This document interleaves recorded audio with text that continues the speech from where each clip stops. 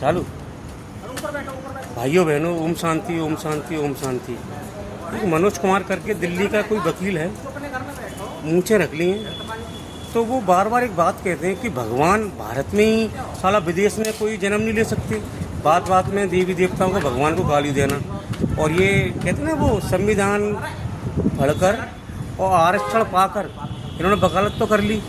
अब इनसे एक बात कही जाए, आप राम के बारे में, राम की बीवी के बारे में, उन सब के बारे में आप उल्टा सीधा बोलते हैं, तो आपको क्या संविधान ने हक दे दिया है? जब हमारे भारत में 200 साल अंग्रेजों ने राज करा, गीता का और संस्कृत का उन्हीं को बोध नहीं हुआ।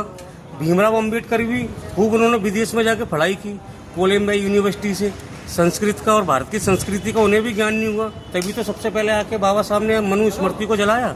क्यों? कि भाई जो कि वो वैसे बौद्ध धर्म अपना चुके थे, तो उनको मनु स्मृति से कोई प्रॉब्लम भी नहीं होनी थी।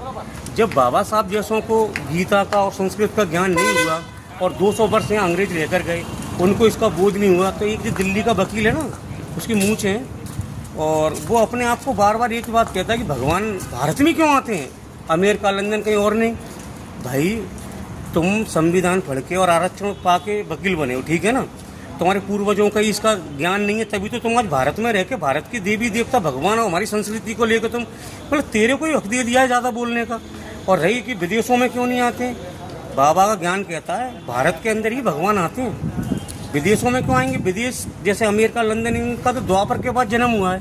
भारत सतयुग में भी था और त्रेता युग में भी था।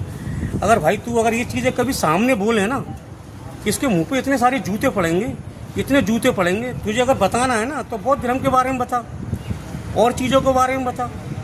तो मतलब हमेशा जब देखो राम को लेके, राम ऐसा है, राम काल्पनिक है।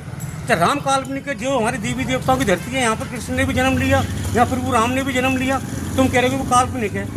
भाई कोई और चीज़ों पर बात कर।